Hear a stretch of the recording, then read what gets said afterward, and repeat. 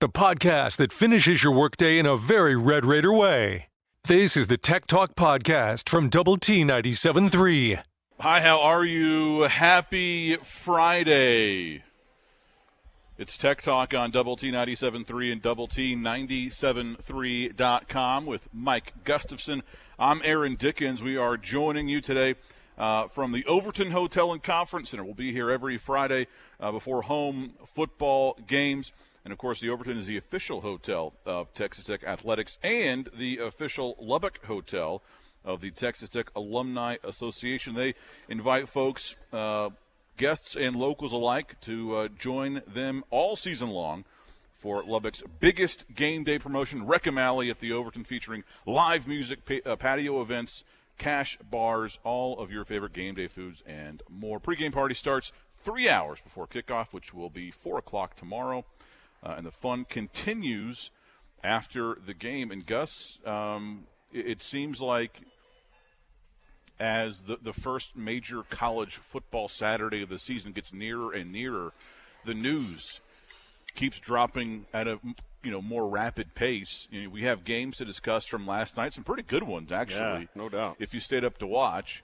But the big news today, and this coming just now in the last hour or so, the college football playoff will be expanding. It's official. It's done. There are still some details to be ironed out in terms of the timetable, when this will be put into place.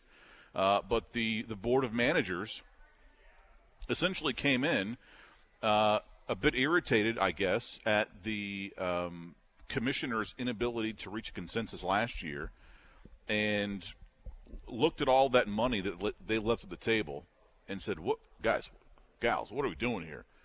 And so unanimous vote today, 11-0 in favor, 12-team playoff, expected to be basically the exact same system as was proposed last summer. So the sixth highest-ranked conference champions will receive an automatic bid, and 6 at-large bids will fill out the field. It's great news for college football. It's great news for the Big 12. It's great news for Texas Tech. Yep, and I like the 6 and 6 because we had heard conversations out of Sankey that said, why not make them all just at-large bids? That was his way of trying to get, fill it with a bunch of SEC teams. But I think there's more national relevance to have 6 at-larges like this. And now the question is 2024, perhaps. As early as 24, we know that this is going to be in place in 26, but they're going to work on that. They talk about taking weeks or even months to work out the possibility of playing this 12-team playoff in 24 or 25. But and all of the things that go into that, and the article even talks about like venues, hotels, TV contracts. Money can loom as a powerful motivator for change, and there's no doubt about it. But regardless, we are most certainly headed for the 12-team playoff, and that, as you said, is a good thing. I think it creates more relevance nationally than the 4-team deal. If I was a medium-sized bowl, or maybe, I would imagine there's some ripples going through the bowls. Not that we're super concerned about them. They're not a primary concern, but I would be concerned about that because I think as the BCS situation went from a 1 versus 2 when that was created, and then it went to a 4. There's been less and less prominence to those bowls, and those are probably going to only continue to become irrelevant. Although they still do draw TV eyeballs, so I don't think they're going away necessarily. But all focus is going to be getting into that 12-team field every year. We'd love to hear your thoughts and your comments today on the Yates Flooring Center chat line at doublet973.com. You can also access that through the Double T 97.3 mobile app presented by Happy State Bank. Overton already hopping, as you might expect. I saw the voice of the Red Raiders, Brian Jensen, on my way in, getting ready to call his first touchdown Red Raiders of the 2022 football season. And, heck, we'll have that game for you in just about, 28 hours? Give or take? Yep, right at 28. We're about 16 hours away from Optimum Game Day Live, presented by United Supermarkets, getting started. over at on campus. I'll be there, I believe, at 3 o'clock. That's when my shift begins. And, yeah, it's here. We have games from last night. We have playoff expansion. We have Tech opening up the season. There's a big high school game down the road later tonight. We'll have that for you here on Double T 97.3 and also on 100.7 The Score, Friendship and Cooper. Yep, and we have worked our way through that August calendar, just sort of ticking off the Tech night dinner a couple of weeks ago, and of course we had the luncheon last week. We've just done all those things that we do every year. Checkbox guy, right in the off season. Sure. And as things happen, you check them off the list. Media Day in July. Yeah, there you go. All that stuff. You had the first press conference this week on Monday. You had the first, Joey McGuire radio show last night at Rudy's. There are no more, unless you want to count like the new Raider walk as a checkbox. I don't know that I want to do that. Those are sort of game day, though. But yeah, man, it's here. We've made it. Yep, no doubt. It's and I think the I don't even know the way to say this the best, but the most exciting part about it, there's all of the on-field things, and you and I have discussed those ad nauseum, and we've got another 2 hours and 45 minutes to do so again today. But I think just my excitement is sort of sensing everyone else's excitement for this. It feels like, there's no doubt that we've got in Joey McGuire someone who's brought people together and created some excitement and some buzz that we haven't had in a long time. So it's easy to be excited about that buzz, I guess. We get this from PJ on the Yates Flooring Center Challenge. AD, what is your game day attire? And will you be watching from the press box? So we have not received our Clint Scott back at home base taking care of us as always. We have not received our official Double T 97.3 Optimum Game Day Live uniform yet. So I suspect I'll just be wearing the same thing that I wore yesterday after, a wash cycle. My Double T 97.3 black polo. Yeah, it's and good, then some good khaki place shorts. To start. Yeah, and some sandals. Something with a double T on it, probably be safe, right? Probably. I will not be in the press box. No. This in the chat line from Sooner in Lubbock. Labor Day weekend has got to be the best weekend of the year. Yep. It's up there, man. It's way up there, no doubt.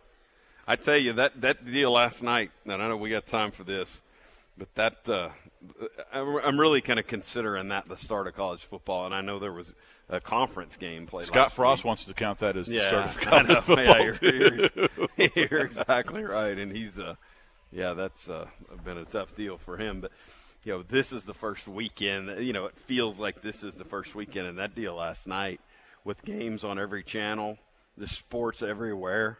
That was awesome, and then for it to come down to the two late games. Probably being the best two contests of the night. That was good stuff. My wife Dana passed through the room and I was like, man, it's like a Saturday night. Just going from that good game ended. What else is on? Oh, it's a one-score game, and here we go. Just that was. And I think Twitter responded in kind as well because Twitter was just going, oh man, college football. We could have had 5 crappy games and been okay, but that deal last night was something else. We are just getting started here over at the Overton Hotel and Conference Center. More Tech Talk next. It's every Red Raiders' favorite podcast. This is the Tech Talk Podcast from Double T 97.3. Hey, it's the Juice on Double T 97.3 and Double T 97.3.com. Brought to you by our very good friends at Specs Wine, Spirits, and Finer Foods. 2 convenient locations here in Lubbock. 4th Street and the West Loop behind Whataburger, and also 69th Street and Slide for all of your tailgates and college football watch party needs. Time for some headlines. The Texas Tech soccer team fell last night to the University of Washington in Seattle. 1-0 was the final score. The Huskies scoring the game winner there in the 68th minute. All this despite a heroic effort from Red Raider keeper Madison White, who logged a season-high 7 saves.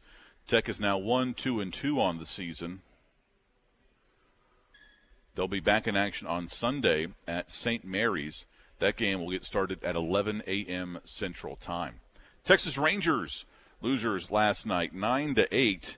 They've now lost 5 games in a row and really had to try hard to get to that consecutive loss as they gave up 4 runs in the bottom of the 9th inning.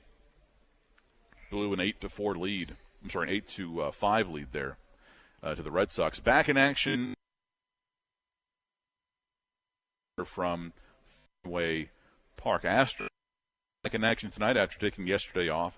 The follow-up series against the LA Angels in Los Angeles. 8:38 is when that game will get underway at Angel Stadium.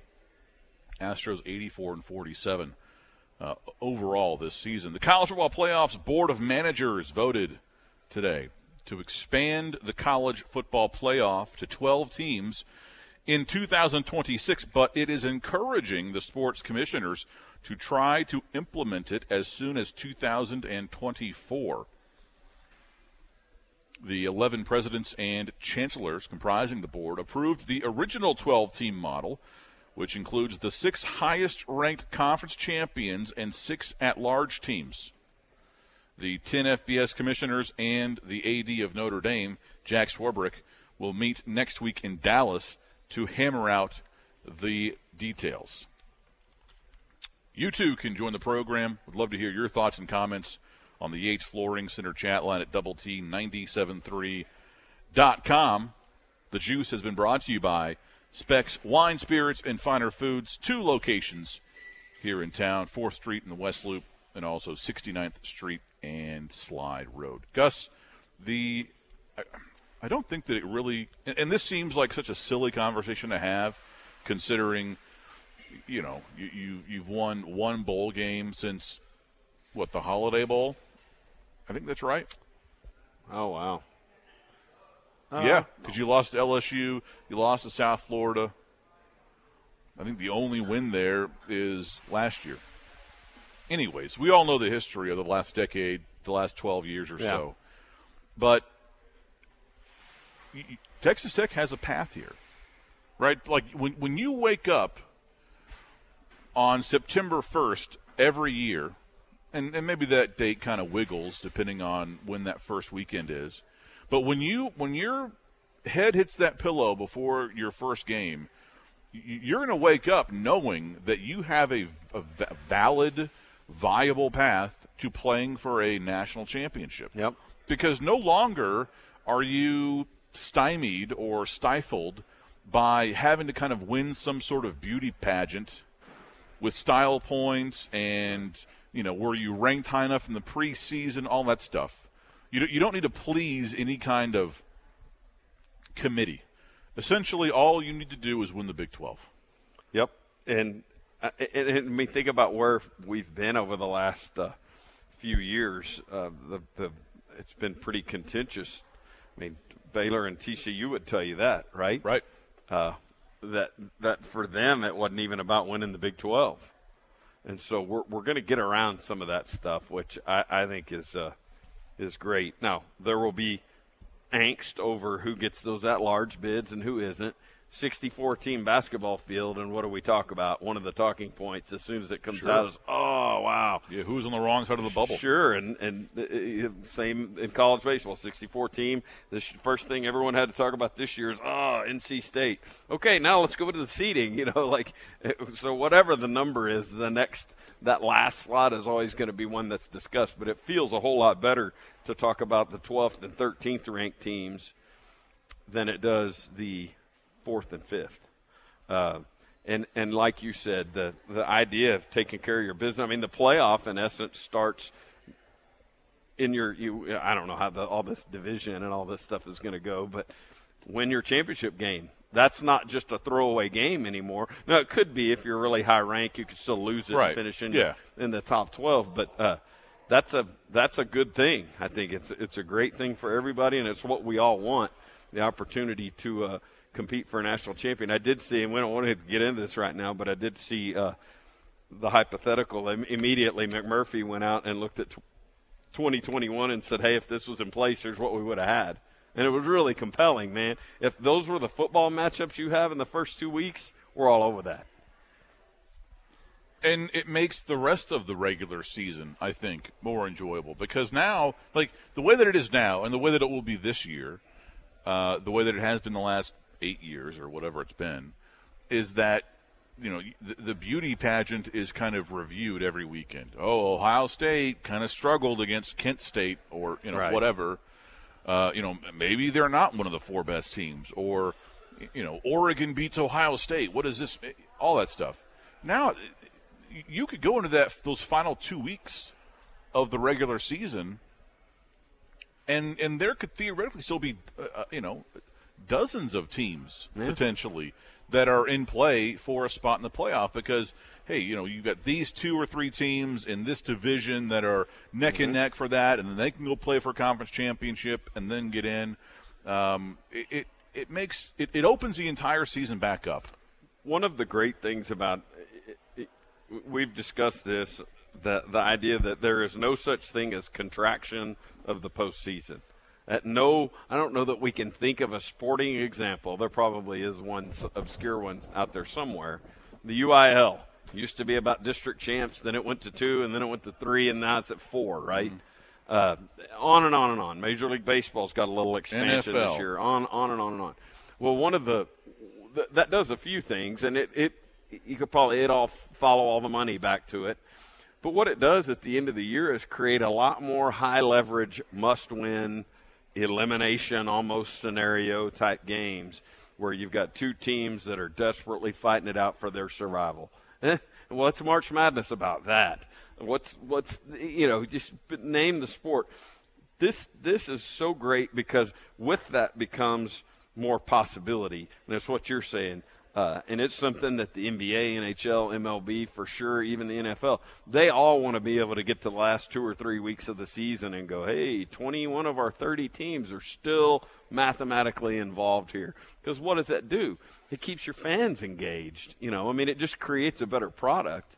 It's a long time coming, I guess, and maybe, you know, after how many years of 12 will we be wanting 16? I don't know, but you know, the idea of 5 playing 12 all the way down to 8 versus 9, and then the winners getting 1 through 4. So 1 through 4 getting rewarded with a bye. Love it. Love it, love it, love it. This on the Yates Flooring Center chat line from Banjo Bob. Is there a preferred color for tomorrow night? I don't think that there has been any direction. I think that they have largely tried to veer away from the weekly instructions on what to wear. I think now every now and then you might have a, hey guys, it's going to be a this or a that. But I think for the most part, they just want you to show up, be loud. Yep, and Coach McGuire made the appeal that he's made several times. Like, hey, don't sit at home and watch this on TV. We need you in the building. And I know there's enough. I think the tickets were $10. I think, and I don't think that was a one-off. You know, you may need to buy them in advance. I don't remember, but that was on TexTech.com earlier this week. But this is a pretty affordable game, but trying to get people in the stadium. And I think they were talking about the heat stations being in place tomorrow too. You know, the ability to get water and those type but things. But it's going to be pretty nice. Yeah, tomorrow. It is. Relatively speaking, for a home opener, there's no doubt about that. Of course, it'll be in the evening when it should be nice out, but I think they're doing what they can to accommodate. So I don't think they'll be shoving us into black shirts tomorrow on September 3rd. More Tech Talk next from the Overton Hotel and Conference Center. The podcast put together with Red Raider fans in mind. This is the Tech Talk Podcast from Double T 97.3. Hi, how are you? Good afternoon. It's Tech Talk on Double T 97.3 and Double T 97.3.com with Mike Gustafson. I'm Aaron Dickens. We are joining you today, as we will every Friday before home Texas Tech football games, from the Overton Hotel and Conference Center. And hey, spend your Saturday evening here at the Overton. Wreckham Alley is a family-friendly event, open to the public as well as hotel guests. And so you can enjoy live music, patio games, cash bars, and all of your favorite game day foods. All the fun starts, the pregame party starts 3 hours before kickoff. So that would be, 4 o'clock tomorrow. And the fun will continue after the game as well. So get ready for the game here at the Overton. and hopefully celebrate a win tomorrow here after the game as well. This in the Yates Flooring Center chat line. What is y'all's opinion on concessions going cashless? This person says that that's pretty crappy. Somebody else points out that's faster. I really have no opinion. Yeah, I haven't given that much thought. I think it's common, though. I mean, it's more and more common in places.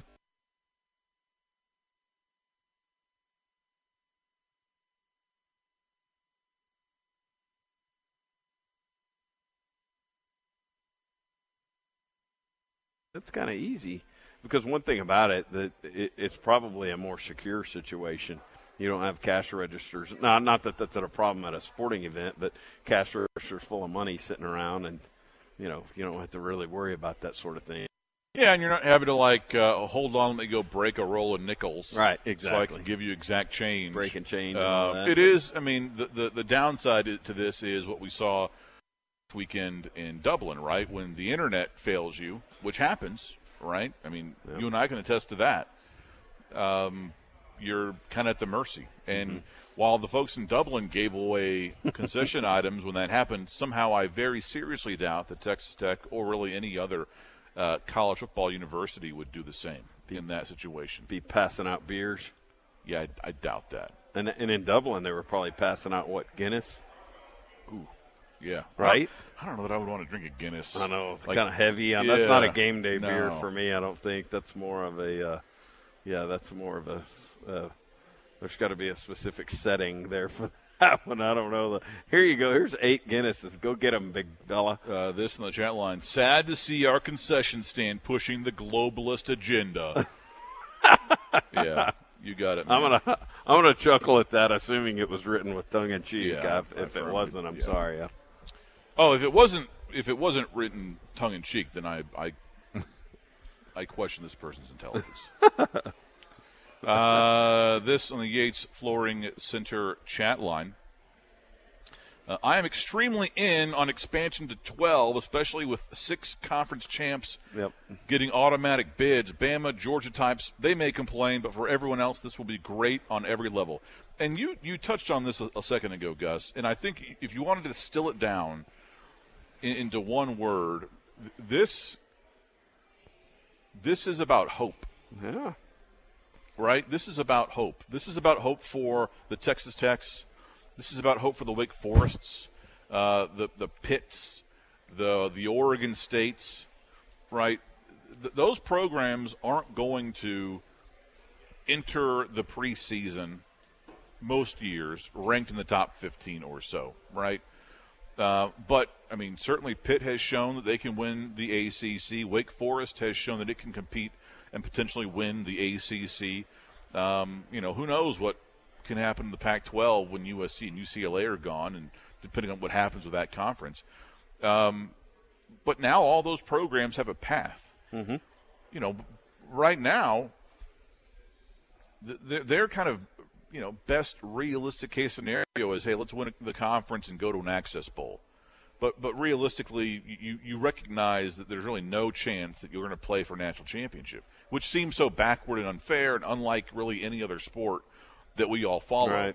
But now with this, there is a path, right? Not for, all the Group of 5 programs, but certainly if you're in a power conference, you will have hope. Yep, and I think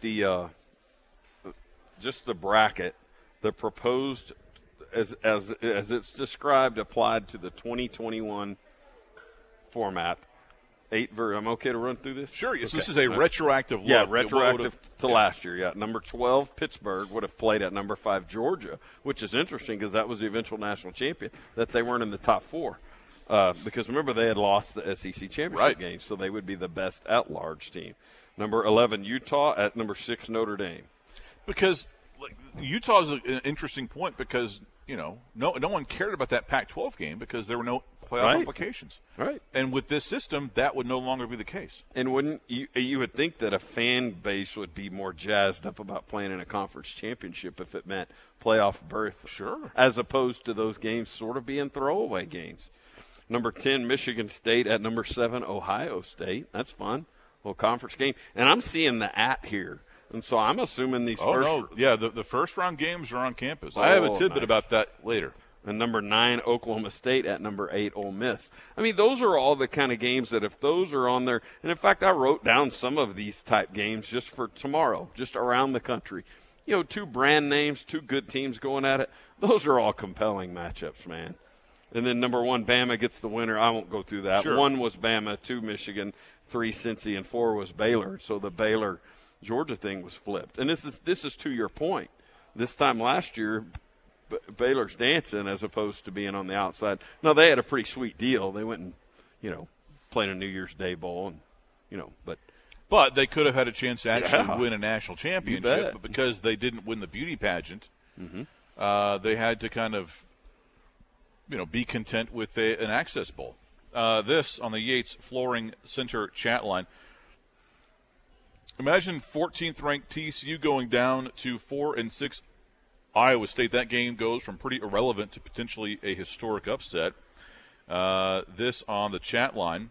Why would you just want to win the Big 12? Shouldn't you be wanting to win the national championship? I feel the same way about the NFL. You can go 7-9 and win the crappy NFC East and get in. You probably have no chance of making it to the championship game. This on the chat line. I'm all in for playoff expansion, but it's probably inevitable that schools will schedule more cupcakes now to better their records. Let's hope that they don't adopt RPI to counter that. I actually think it's the opposite. Yeah, I do too, because I think the at-large thing is going to – this is where the strength of schedule text we got a week or so ago kicks in. Because if you're not the conference champ, you want to have strength of schedule. Because there are now going to be more at-large bids now in this new system than there are currently, 4 versus 6. And so now if you are, one of those number 5 through 15 range teams, playing that tough non-conference schedule will help you. If you survive it, obviously. Right. But certainly, even if you challenge yourself and you suffer a close loss, that probably still is looked more favorably more favorably than if you beat Nevada and Sam Houston State and FIU. Right. The 2005 Red Raiders. Yeah. And our point holds that in the sport of college football, the only people to whom strength of schedule matters in the current day are the top, the top 5 teams, maybe top 6 teams. It's like I said, I think you and I kicked it around. You don't even worry about strength of schedule till you're 10-2 or 11-1. Now that's most certainly broadened a little bit more to being more of a, hey, if you're a top 20 team, you want that thing to come with some quality wins that a committee or however this thing's going to be decided can point to that and go, there it is right there. The expanded playoff, the committee will functionally be the same. Like there will be no big process change to how those teams are ranked, right? And so now just more ranked teams matter. Yeah, so now instead of considering 4, they're working on 12. Right. And this would be the same committee that Kirby Hocutt chaired for a couple years, was on it for 3 and chaired it for 2, I believe. This on the Yates Flooring Center chat line, would a 6-6 or 7-5 Tech team with a first-year head coach put Coach McGuire in the conversation for Coach of the Year? It's a good unlikely. If you just give me the record, it's going to say unlikely. But if you go 1-2 in non-conference play, right, but go 6-3 in the Big 12, yep, with some kind of big wins, I could see him getting some rub as Big 12 Coach of the Year. That would need some kick down the stretch for sure, but I like the sound of it. More Tech Talk next, live from the Overton Hotel and Conference Center. The podcast that finishes your workday in a very Red Raider way. This is the Tech Talk Podcast from Double T 97.3. Hi, how are you? Good afternoon. Happy Friday. Thank you for spending part of your day with us. Alongside Mike Gustafson, I'm Aaron Dickens. We are thrilled to be with you today from the Overton Hotel and Conference Center. We'll be here every Friday before home Tech football games. And this is the place to be on Saturdays when Texas Tech is hosting a football game. They'll have Wreckham Alley free, open to the public. You don't have to be a guest here. in order to attend. It's going to have live music, patio games, cash bar, and all of your favorite game day foods and more. So we're talking mac and cheese, buffalo tots, quesadillas, chicken wings, all kinds of great stuff here at Wreckham Alley. And even better, it's not just a before-game experience. It's also after the game. So when Tech wins tomorrow, come over here to the Overton and celebrate with a bunch of Red Raider fans. Overton Hotel and Conference Center, 2322 Mac Davis Lane. So we've been discussing the expanded playoff today. That's really the big news. And, you know, you kind of look back last year, Gus, and kind of went down. This is what the playoff field would look like. Well, if you want to kind of dare to dream here, you go back to 2008. Granted, that was almost 15 years ago. But in 2008, the final BCS standings before the bowl games were played. Right? Yeah, and at that point, Tech 11-1. The equivalent of the CFP rankings, essentially. Tech was ranked number 7. And so had that system been in place 14 years ago, the Red Raiders would have hosted a first-round playoff game here in Lubbock, right across the street at Jones Stadium. There would have been a Wreckham Alley here at the Overton, for a home playoff game, and you would have hosted the 10th seeded Ohio State Buckeyes. Do you think that might be a tough ticket there, Gus? Yeah, I do. Yeah. I mean, we saw the energy around getting a blue blood hoops opponent here a couple years ago in Kentucky, and that place is electric. Can you imagine? Can you imagine what that would be in football? Now we're talking about December, but I don't think that would. And you know that would run right, I assume, right through final exams and stuff. But that's the kind of stuff that if you're a kid and you've gone home for Christmas, you're like, hey, yeah, I'm gonna need to get back to Lubbock for the weekend. I forgot my books. Yeah, that's right. Another notable thing about that season too is that Utah would have been would have received a first round bye because they were undefeated. They were 12-0. They were ranked 6th in the final BCS standings before the bowl games were played. And I mean, Oklahoma was the Big 12 champ, right? They were ranked number 1. Florida was the SEC champ. They were ranked number 2. USC as the Pac-12, or at that point Pac-10 champion, would have been ranked 3, and then Utah would have been 4th. I mean, because the highest-ranked Big Ten team was Penn State at 8. Man, and that year you would have had 3 teams. And that was just as Bama was getting it going. That was really the first, because they were 6-6 in 07 under Saban, and then. This was the season where they just knocked the teeth out of Georgia in like the blackout game. They were in black jerseys, and they just came in and kicked them around. In the rain, maybe. Sounds about right. Yeah. 08 was also interesting because, and again, there's no way to know that the BCS standings would have matched the CFP rankings, but we're just kind of assuming you would have had 3 Group of 5. Actually, I'm sorry, you would have had 4 Group of 5 programs in the playoffs. You would have had Utah, which was in the Mountain West at the time. You would have had Boise State, which I think was still in the WAC. They were number 9 in the country. You would have had TCU, still in the Mountain West, at 11, and you would have had Cincinnati, which I think was Conference USA, perhaps. Maybe Big East. Wow. That's fascinating. Isn't that? Wow. Love to get your thoughts and comments on the Yates Flooring Center chat line at doublet973.com. Cameron asks this question on the chat line. What are y'all's thoughts on coming in just above Kansas in the Big 12 polls? Well, yeah, we touched on that a minute ago just as we threw it to the break, but that it's old news.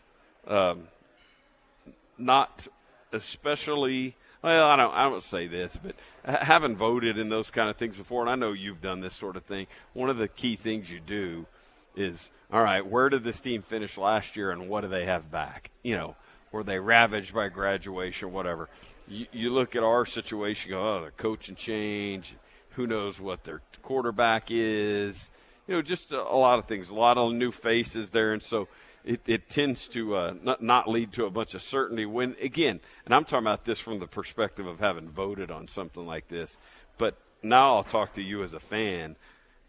This league is just full of uncertainty this year. The Sooners have been the right-end champion for how long? Decade or more? Plus, yeah. New coach there. Sure, the talent level is what it is. Are you all in them, the Longhorns, this year? Probably not. Baylor and OSU feel like the most certain part of it, right? But even still, they lost a lot. Think about the fact that Baylor was the preseason favorite to win, and their over/under, their Vegas over/under, and I think it was DraftKings 7.5. 7.5. No. Bit of a disconnect there. Yeah, OU's at 9.5, OSU 8.5, Texas 8.5, and this could have changed over the last few days, over last week. I don't remember where I wrote that down, but your preseason pick to win the Big 12, 7.5 on the over/under. That doesn't align, as you said. Right. Yeah, I think you summed it up pretty well. And Gus, can you tell me who, like the top receiver at Iowa State is, or the top linebacker at T? And you can mimic or duplicate that kind of stuff in Ames, in Manhattan, in Fort Worth, in Waco. The breadth of knowledge about what all 10 of these programs have coming back and all that stuff, it's very, very thin. And this could very well be the kind of year that we get to the 1st of November and the national pundits, who really only see scores and records, who aren't really diving into the league, might go, Big 12's down this year, because what we may not have is a lead dog at the top, 2 8-0 teams. And they may not even be two of the brands that – Yeah, invariably, it seems, and they will have to figure this out because it's not going to be this way for long. But invariably, the Big 12 is down is essentially code for Texas and Oklahoma aren't any good this year. Exactly, 100%. And I think I can't sit here and tell you who we're better than on this list of teams ahead of us. I mean, who knows? Maybe we aren't, the Red Raiders. But there's enough uncertainty in this league that there's going to be pleasant surprises on this list, and there's going to be disappointments on this list. Yeah. Texas Tech at a 5.5 on the over/under on season wins, regular season wins. If that's news, us and West Virginia. Thank you very much. Getting some treats here at the Overton Hotel and Conference Center. That looks really good. Yes, it does. Big fan of corn. Yes. We'd love to hear your thoughts and comments in the Yates Flooring Center chat line at doublet973.com or through the Double T 97.3 mobile app presented by Happy State Bank. We're joining you here, of course, from the Overton Hotel and Conference Center, where they will have Reckham Alley on Saturdays for home Tech football games. Before the game, 4 o'clock, 3 hours before kickoff, and then after the game as well. Games, drinks, all kinds of game day foods, including some wonderful snacks, buffalo tots, mac and cheese, burgers, cheese sticks, all of your favorites here at the Overton Hotel and Conference Center. Love to get your thoughts again on the Yates Flooring Center chat line. Brian says this: the West Virginia had a lineman get 5 sacks last night, and they looked better than I thought that they would be. They certainly looked very athletic on defense. Mm-hmm. And they've probably got one of the best defensive players in the league. And you know what? Our guy over here, this defensive end, Yeah. I hope he's wreaking that same sort of havoc that we saw last night. Sure. And West Virginia had some O-line problems. They had an O-lineman go down, and at the very end on that last drive, the replacement tackle had 2 illegal procedures, and they had a blitz come. Now, I don't know. We don't know enough about the intricacies of their O-line calls to who should have picked up the blitz and who didn't, but it ended up being a deciding play. More Tech Talk next from the Overton Hotel and Conference Center. It's every Red Raiders' favorite podcast. This is the Tech Talk Podcast from Double T 97.3. Hi, how are you? Good afternoon. Happy Friday. 5 o'clock. It's Tech Talk on Double T 97.3. and DoubleT973.com with Mike Gustafson.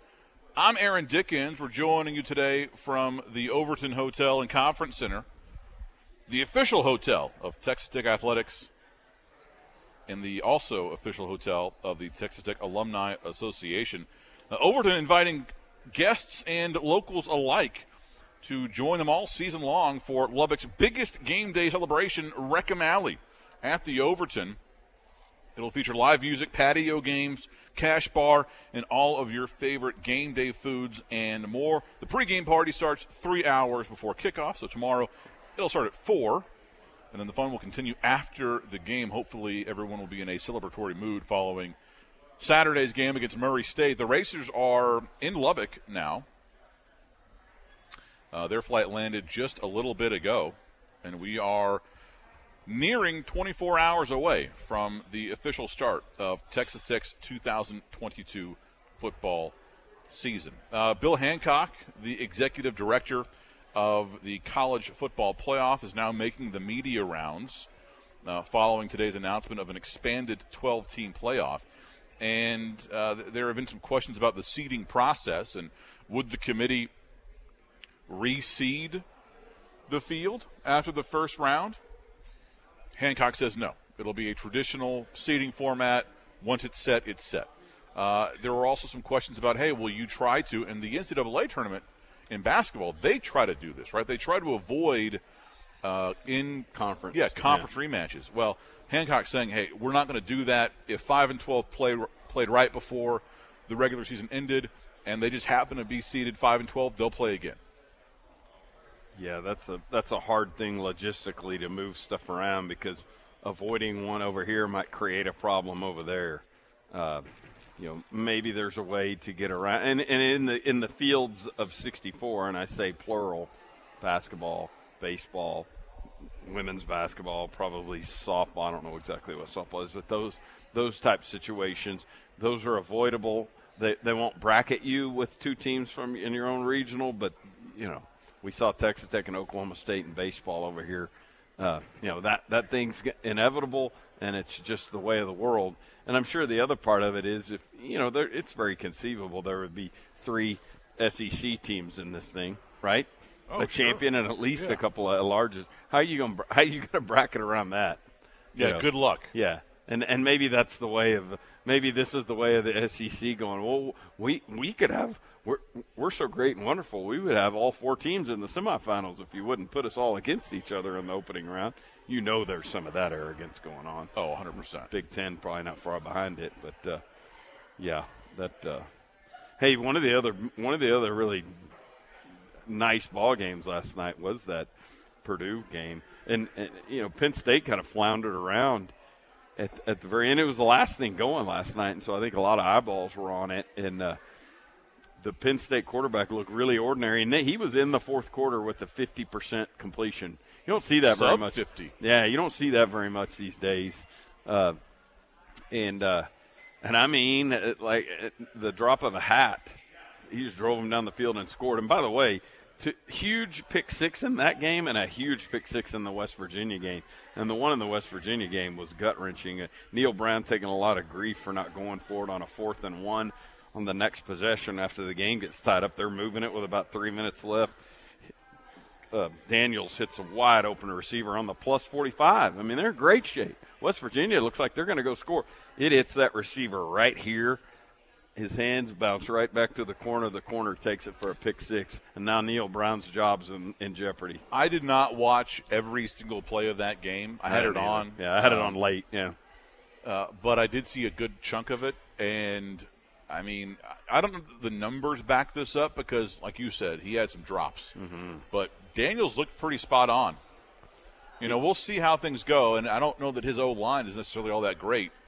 But he looked pretty accurate. Yeah, they didn't get a big running game cranking last night, nor did Oklahoma State, for the record. Once that game settled in, OSU like 20 carries for 40 yards in the second half. And I think that is notable because when you're up by 3 scores at halftime, what do you want to do in the second half? You want to run the ball, run the clock, possess the thing, and OSU's consistent inability to do that. I mean, they had 5 to 6 3-and-outs in the second half alone. That mark that down, put a pin in that and revisit that in a couple of weeks and see how that goes, because no matter how much experience he has, Spencer Sanders, if you don't give him a ground game to kind of lean on in conference play, that might get ugly. Yeah, and that's not just a Spencer Sanders thing. Oh, sure. That's a Shuck thing or anybody else. That's a tougher thing, because of lining up and winging it on every play. It's a little bit harder to do now, because there's over time there have been defenses devised against the air raid type situations. Think about what Iowa State has done to Texas Tech over the recent past, and they did it when Patrick Mahomes was here. Yeah, their ability to create to drop into a shell coverage, keep everything in front of them, and then force you into a situation where you got to run the ball and get them out of that. Like, force them to get more guys into the box. Tech hasn't been able to do it, and a lot of teams haven't been able to do it, and that's the adjustment a lot of teams make these days. Yeah, as you call up 66-10. 66-10 might, with Patrick Mahomes at quarterback, might be the most inexplicable result in the history of Tech athletics. And that was a game in which Pat had to come off the field. Like, we just don't get him hurt. Don't get him hurt in this crap. 18 of 36, 219, 1 touchdown, 2 interceptions. You talked about Daniels. Daniels made a really nice play where he was flushed out to the right and was flying. Like, there was heat on him, and he dropped a dime on about a 20-yard, over some linebackers and in front of some safeties, and all I could think about was what you were talking about, that we're talking about this is a 5-star guy, right? I mean, this is a 5-star recruit with a bit of a checker pass and probably a lot to prove, and who knows what's going to be revealed about him. But I would imagine Graham Harrell, Neil Brown, and those guys going, well, if we got to start over with a quarterback, and one that hasn't really lit it up in Division I football, we'll start with that guy. Well, I mean, and Harrell knew of Daniels because Harrell was the first-year OC at USC when Daniels was entering his sophomore season. He was the starting quarterback. He was named. He won that job in a competition with Keaton Slovis and a couple other guys. Tore his ACL in the first game. And so I think, at Georgia, you definitely did not have a system that was extremely quarterback-friendly. And surely playing in the SEC probably had something to do with that as well. But I think last night was about, hey, Graham Harrell is just a really good OC. Yep. And probably a lot of freedom to go out and wing it, right? Love to get your thoughts and comments today on the Yates Flooring Center chat line at doublet973.com or through the Double T 97.3 mobile app presented by Happy State Bank. We'll have high school football on the air for you tonight beginning at 6:30 as the Friendship Tigers take on the Lubbock Cooper Pirates there at Cooper. We'll have the Friendship version of that broadcast for you here on Double T 97.3 and the Cooper version of that broadcast for you on 100.7 The Score. Both broadcasts begin at 6:30. We'll have the Coronado and Midland game beginning at 6:45 on Oldies 97.7, and then at 10 o'clock on 100.7 The Score. We'll wrap it all up with Friday Night Live. More Tech Talk next, live from the Overton Hotel and Conference Center. The podcast put together with Red Raider fans in mind. This is the Tech Talk Podcast from Double T 97.3. Hi, how are you? Good afternoon. Happy Friday. It's Tech Talk on Double T 97.3 and Double T 97.3.com with Mike Gustafson. I'm Aaron Dickens. We're joining you today from the Overton Hotel and Conference Center, which is where you need to be tomorrow before the game for Reckham Alley, Lubbock's biggest game day celebration, featuring live music, patio games, cash bar, and all of your favorite game day foods. Let me tell you, if you go to Reckham Alley tomorrow, whether it's before the game, they start 3 hours before kickoff, so 4 o'clock tomorrow, or if you come to celebrate the win tomorrow evening here at the Overton and you don't get the elote, you're doing it wrong, because that is tremendous. You and I just had some of that, Gus, and some lime rice, some shrimp, top notch. Yep, that's a delight right That's there. a repeat, 100%. Yep. Love to get your thoughts and comments on the Yates Flooring Center chat line at doublet973.com or through the Double T 97.3 mobile app presented by Happy State Bank. Somebody asked us, AD, what is your favorite patio game? Does Big Jenga count? Oh, yeah, the big blocks, like with the 2x4 pieces. Oh, sure. I mean, cornhole's fine. That's good. But the Big Jenga, I'm a big fan. My wife, the science teacher, actually had my dad make a couple of those big Jenga sets for her classroom, like science classroom, sure. kind of, on the days that finish her work and kind of go back there, and that was a popular item, I think. So it's a lot more. It's just easier for more kids to get involved, or more people to get involved at that on a patio, as opposed to it being on like a tabletop in your kitchen. Can't put 2x4 studs on your table. Yeah, it's good call. Not for long at least. Yeah, that's right. That and it'd probably be that and cornhole for me. This in the Yates Flooring Center chat line. AD, what is this that Jamie said about you and Chuck running a racket disguised as food tasters at games in the past? Yeah, so Hines and I used to host the morning drive together. This was like from 2012 to maybe 2016. And we would have the Golden Spatula contest on Saturdays for home football games, where tailgaters would, bring us a sampling of their wares, and we would hand out a winner every Saturday. Yeah, and I remember before the Arkansas game, somebody actually brought in like a suckling pig, like the splayed out and everything. No way. Yeah, it was pretty funny. I think, and I want to say that Sneed started that, and I don't know if it was when he and I were together or if it was after me and with Chuck, I guess before you. But the only reason I say that is because Susan Sneed has funny stories about going to the dollar store, buying spatulas and painting them gold. I mean, literally out in the garage with a can of spray paint. So that's if funny. you won one of those golden spatulas, why, you should. Yeah, I think by the time that I was involved, Hines was just buying like a double T spatula from a spirit shop or something. Oh, there you go. Yeah. That's a little bit easier. That's even better than the fewer, gold paint in the dollar store. Yeah, fewer fumes there. We had some good games last night, Gus, and hopefully the slate tomorrow kind of builds off of that momentum. Yeah, and and don't forget the tonight. Yeah, we got TCU and Colorado. Actually, there's 6 games tonight. TCU and Colorado is the late game. That's an ESPN game. TCU a 13.5-point favorite in Boulder, which probably says more about the state of the Colorado program than anything else. But the other one. That's interesting because, that's game 1 under Sonny Dykes, and the first time that Gary Patterson hasn't been on those sidelines in like 25 years. Yeah, since the 90s, yeah. I'm curious how they look. Yeah, because for so long he was their identity. Like it was Gary.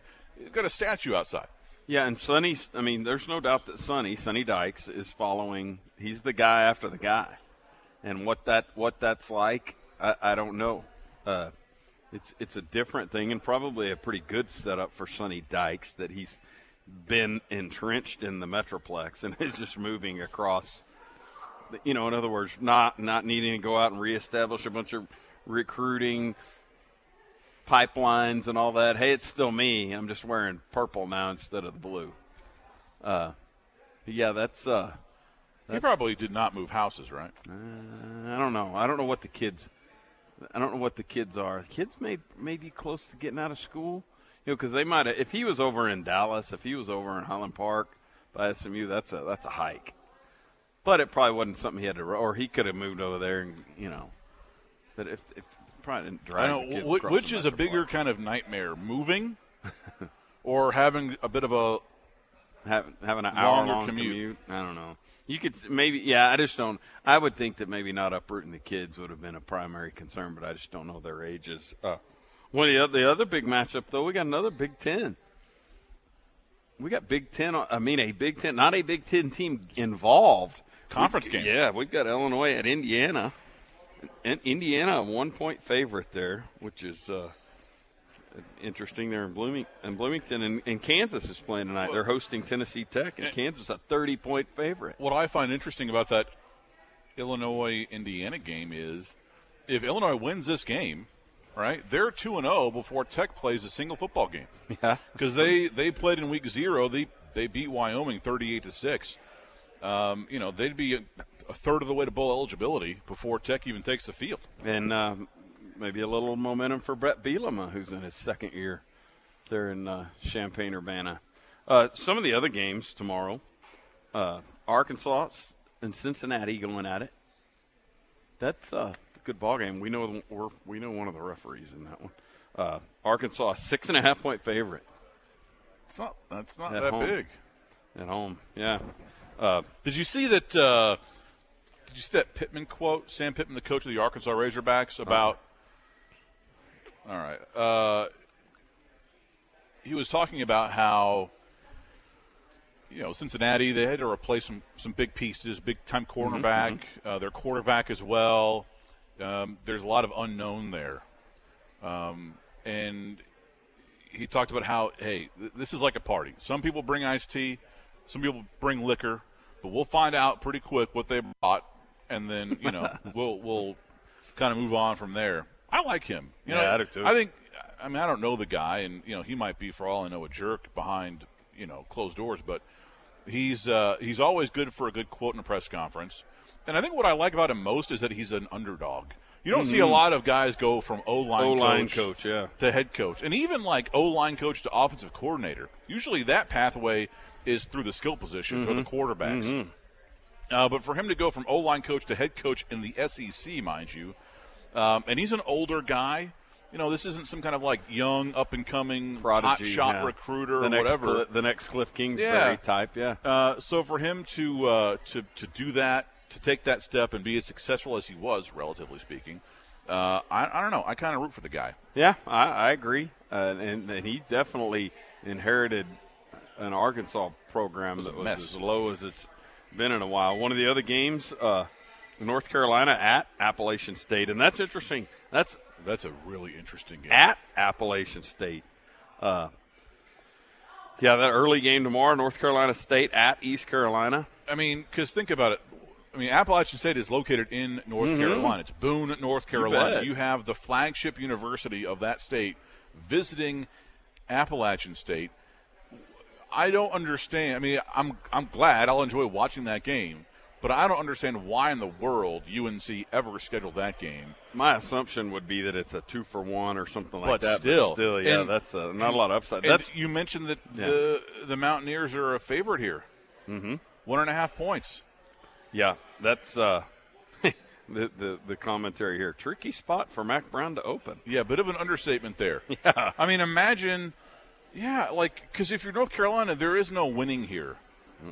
Right? You if you don't win 50-0, it's people will be grumbling about it the whole week. Sure. Even though it's technically it's an upset if they win that game. And don't think that your buddy Steve over here from Appalachian State, if you're the North Carolina guy, your buddy Steve is going to be at peak obnoxious if they win that game.